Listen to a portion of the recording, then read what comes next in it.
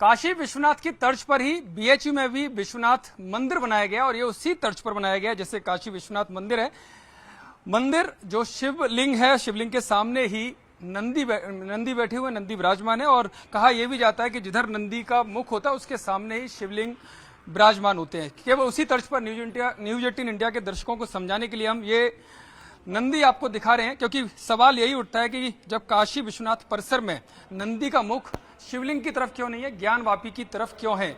तो दावा यही किया जाता है कि ज्ञानवापी ही असली मंदिर है, असली गर्भगृह वहां पर है। और शायद जो अब सर्वे हुआ है, सर्वे के बाद वो दावा हिंदू पक्ष की तरफ से किया जा रहा है कि वहां पर जो वजू खाना है, जो तालाब है जहां पर वजू की जाती है, वो ही वहां पर उस फब्बारे में बीचों बीच जो फब्बारा है वहां पर ही शिवलिंग विराजमान है। देख सकते हैं बिल्कुल जहां पर ये नंदी बैठे हुए हैं वहीं के ठीक सामने शिवलिंग इस विश्वनाथ मंदिर में भी विराजमान है।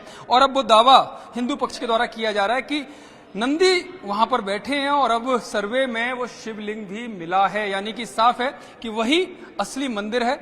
वो हालांकि जब सर्वे रिपोर्ट कोर्ट में पेश की जाएगी उसके बाद कोर्ट का फैसला आएगा, लेकिन ये साफ है क्योंकि शिवलिंग जो नंदी हैं उनको मेहनत और पुरुषार्थ यानी कि लगन का प्रतीक माना जाता है, यानी कि पुरुषार्थ का प्रतीक माना जाता है नंदी को। और नंदी के बारे में यह भी कहा जाता है कि जब भगवान शिव को कोई भी अपनी इच्छा बतानी हो, कोई भी बात बतानी हो तो उनके नंदी के कान में कही जाती है।